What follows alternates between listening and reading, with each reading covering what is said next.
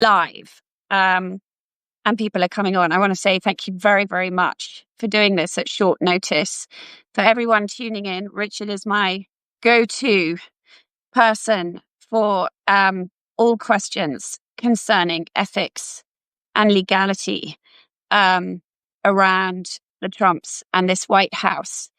And I feel like the story in the New York Times kind of got buried a bit yesterday because everyone's so consumed with Trump's, first 100 days. But it's an extraordinary story out of Dubai, right, Richard? Saying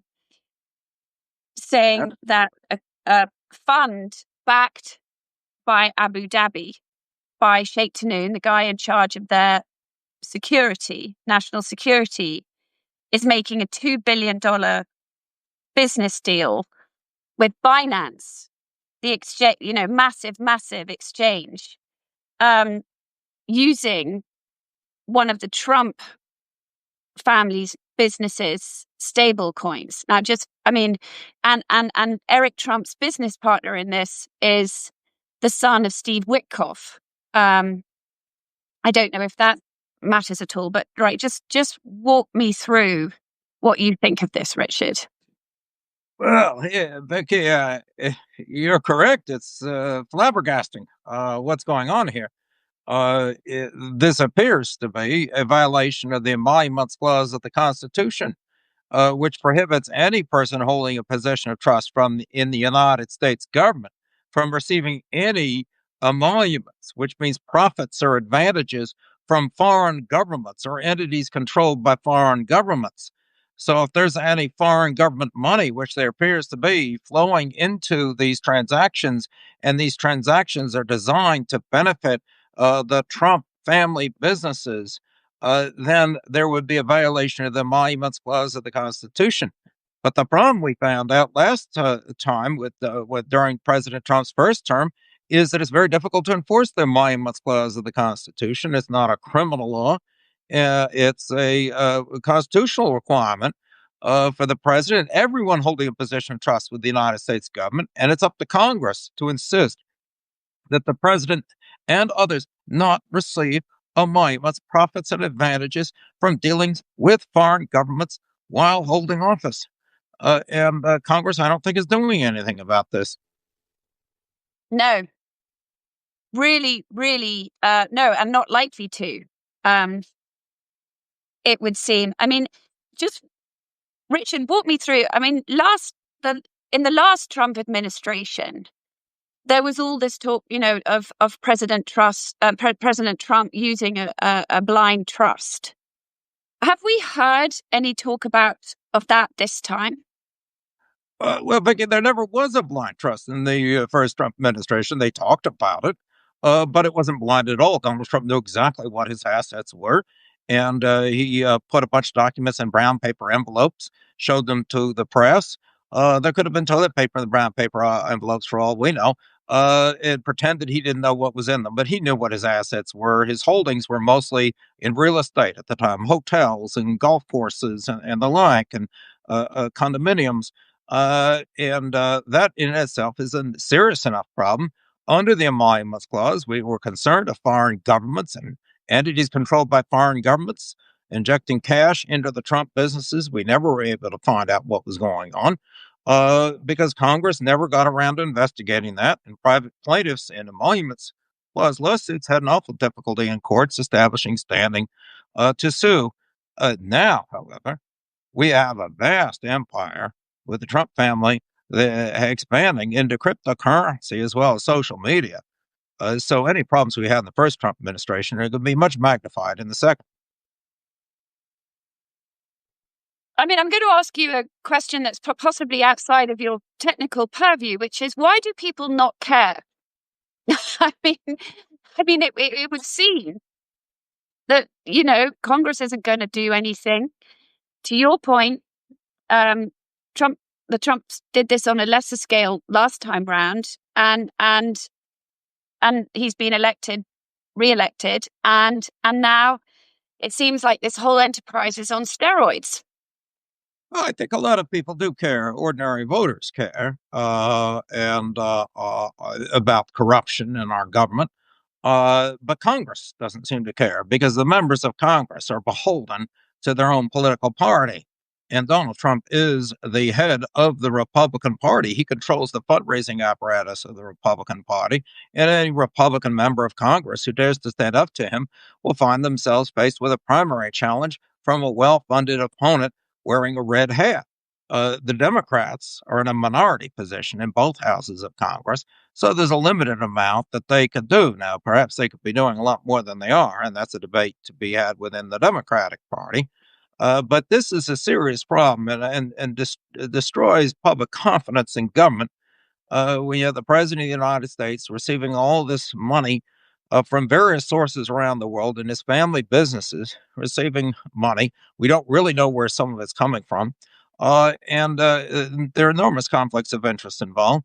And it's very discouraging for ordinary Americans.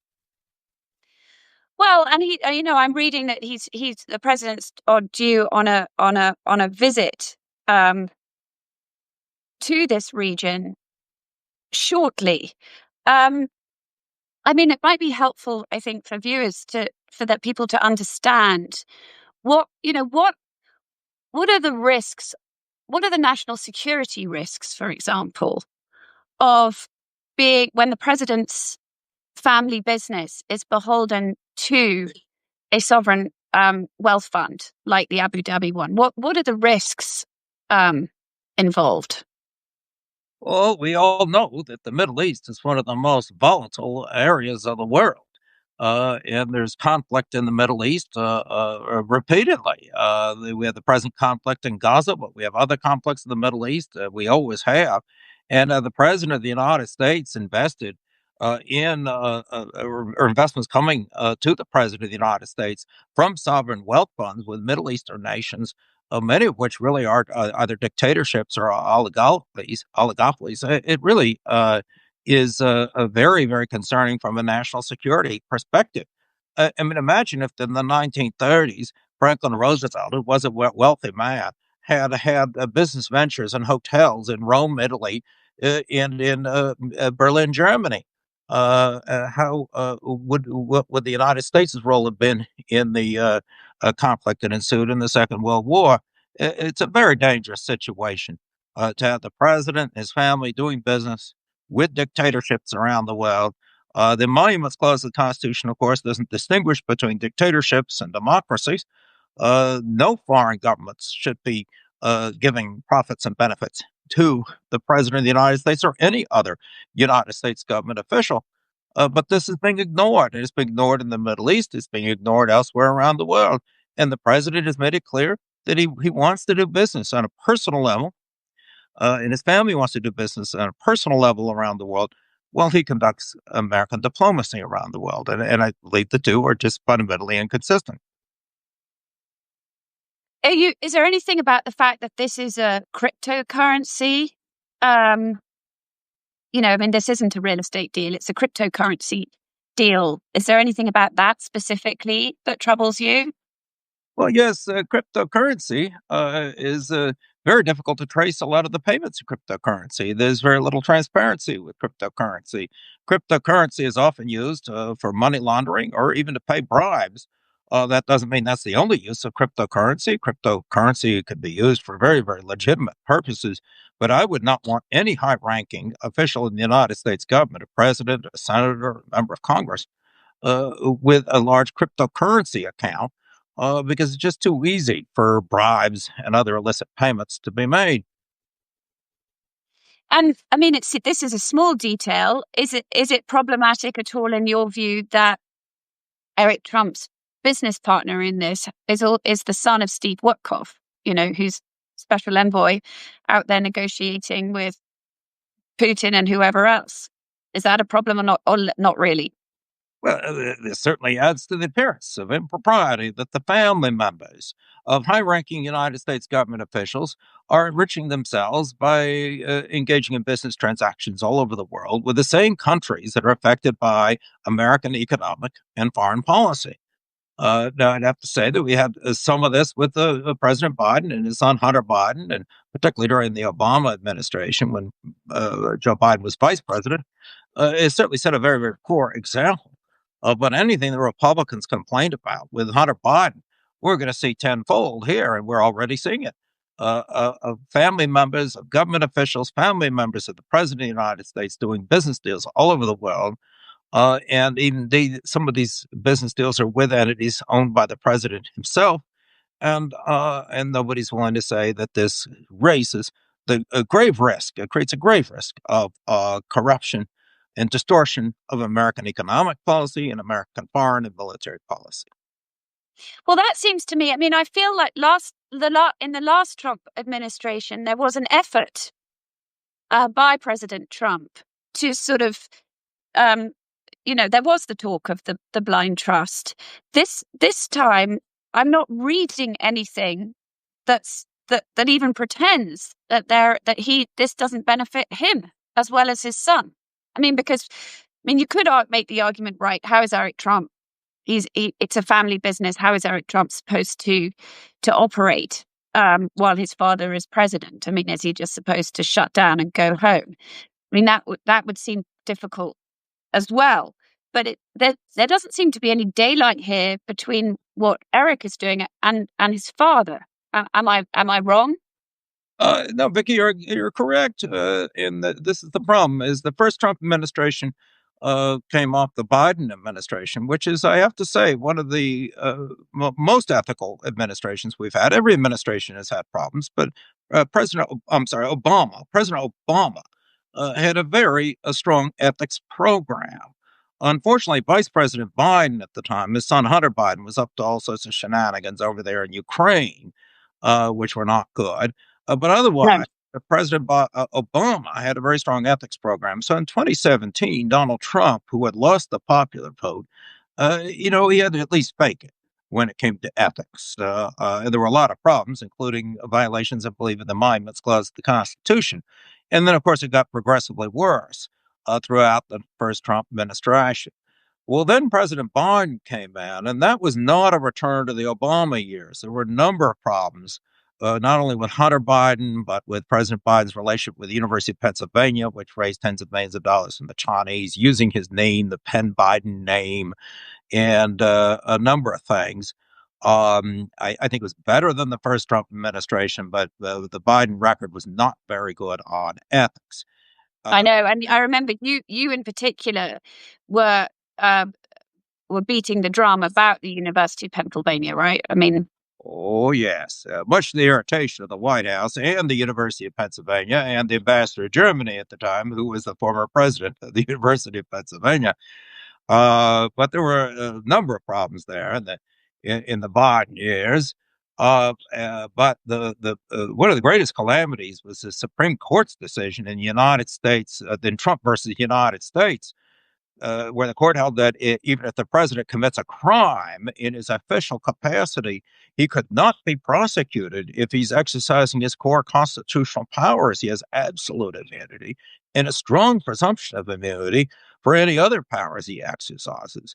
Well, that was a green light to any future president, whoever won the election, to feel that they could pretty much do whatever they please when they go into the White House. So in comes Donald Trump for the second term with Republican majorities in both the House and the Senate. And I think this is all very predictable. And going back to Joe Biden, I think he set a very poor example of by haranguing the Delaware prosecutor in the Hunter Biden case. I mean, if he wanted to pardon his son, I certainly sympathize with that. But he didn't need to attack the prosecutor. There's no grounds for that. And then immediately, of course, Donald Trump comes in and he starts attacking dozens of prosecutors who have been involved in the election fraud cases in 2020, going after the whole conspiracy to overturn the 2020 election. So, unfortunately, President Biden set a bad example, but Donald Trump has made things much worse than anything that the Republicans ever complained about in the Biden administration. Get ready to see those breaches of ethics tenfold over the next 4 years. do you see a way out? I mean, do you see? I mean, once we've had a presidency like this, there are some who would say we're now in a kleptocracy. What's the road? What's the path back from there? First is to elect members of Congress who will insist on the highest standards of ethics in our government, whether they be Democrats or Republicans. Ethics and integrity must come first. Ethics and integrity should be more important than one's view on tariffs or abortion or immigration or whatever the political issue is of the day. If we don't have ethics and integrity in our government, we're not going to accomplish anything on the policy front. Our reputation around the world is going to deteriorate. We're now known as the country, or one of the countries of the world, where in order to do business with the United States, you have to do business with the family of the president. We even have our closest allies, the United Kingdom, one of our closest allies for centuries, where the prime minister is now encouraging the RNA golf tournament to be held at Donald Trump's golf course in Scotland.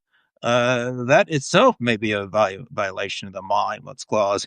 But if one of our closest allies, the prime minister, feels that he must do this to solidify ties with the United States, what do the dictatorships in the Middle East and elsewhere around the world think they need to do business with our country? This is a dramatic turnaround from the reputation, the global reputation of the United States over so many decades as a leader of the free world. And with our allies that are committed to democracy, Great Britain and France and the many democracies around the world, and expanding democracy. That was our mission just a decade ago, and here we are now, devolving into a kleptocracy. Indeed. I mean, I think, I hear from senior diplomats that priorities are different, the doing business abroad is considered, there's a whole different ballgame in town. And I'm not sure it has to do with anything to do with, as you call it, the free world.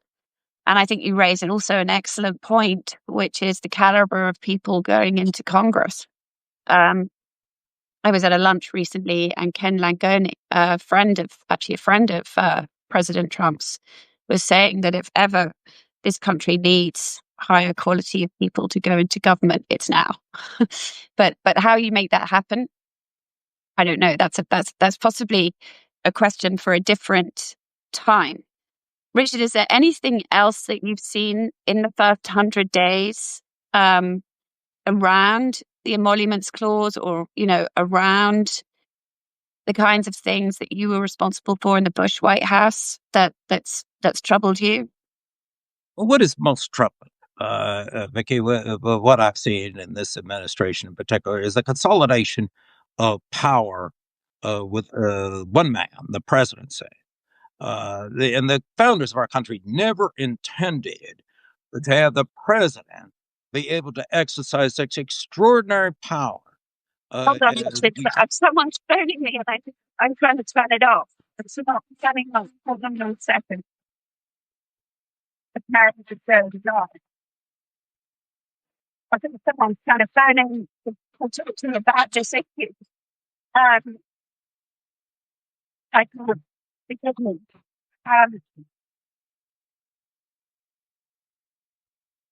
I can't turn it off. Very annoyingly. Yeah, no. It will stop. It's somebody who wants to talk about the whole Abu Dhabi issue. Sorry, I apologize. Go on. So, go on. You were saying something important. Extraordinary power of the presidency that's being exercised right now by Donald Trump is really very, very concerning. And this is a theme that I'm addressing in a forthcoming book with my co-author Tom Sullivan with the Cambridge University Press on presidential power, which has been expanding dramatically in the United States for the past 100 years through 2 world wars and the Cold War and then the years after 9/11. So this isn't all about Donald Trump. We had lawyers in the Bush administration write memos saying that the CIA could torture detainees because of Article 2 presidential power would somehow take priority over criminal law and the treaties the United States had signed. This is a longstanding problem, but it's now coming to a head where the president of the United States is firing people right and left in the federal government. He's going to threaten to fire the members of independent commissions. He's directing the Justice Department to prosecute his political enemies in violation of federal statutes, prohibiting the president from directing the IRS to investigate people and audit their tax returns. He is single-handedly saying he is going to get the tax exemption for Harvard University revoked. He can't do that under the statutes, but he is saying that presidential power under Article 2 trumps, no pun intended, or maybe pun intended, trumps our federal statutes. And this is a very dangerous development to have so much power in the hands of one person. It's been suggested by the vice president that President Trump could ignore an order of the United States Supreme Court. Now, we've had some far left law professors only a year ago were saying President Biden should do that. So there's some extremists in the far left who have that same idea. But the difference is President Biden's lawyers never told him he could even think about ignoring an order of the Supreme Court that he didn't like, whereas that's being seriously talked about now. It is very, very clear since the famous case of Marbury versus Madison in 1803 that the president must obey an order of the Supreme Court. So we may very well have a confrontation with presidential power. This may be the deciding moment for our country as to whether we want to live in a republic with checks and balances, where Congress passes the laws and the president follows the laws, or whether we want to live in a country where there's one ruler, where the so-called power of the exception being with the executive. And that's not a new theory. That was a theory of the German legal philosopher Carl Schmitt in the 1920s, who also wrote the concept of the political, saying there's no such thing as real law, objective law, apart from politics. And Carl Schmitt, of course, joined the Nazi Party in 1933. So we are not there. We're nowhere close to that point yet in the United States. But this idea that all law is politics, and that executive power is the will of the people, has a very, very dangerous consequence if those ideas are taken to their extreme. And we need to put a stop to that in the United States. And this is not about Donald Trump as much as about anybody who could hold the office of the presidency and seek to exert an extraordinary amount of power, unchecked by Congress, unchecked by the courts. A very, very dangerous state of affairs. Wow. Well, Rich, when is your book out? My book with Tom Sullivan should be out in late 2025 or January 2026. Presidential Power, Responsibility, and Accountability with the Cambridge University Press. Well, hopefully you'll come back on and talk with me a lot more before it comes out. But I definitely want to talk to you, obviously, when it comes out. I can't thank you enough for joining me today, and we'll post this afterwards so that people have it as a reference point. It's very, very chilling stuff. Well, thank you very much, Vicky, for having me on the Substack, and I look forward to visiting with you again in the future. Thank you, Richard. Take care. Bye.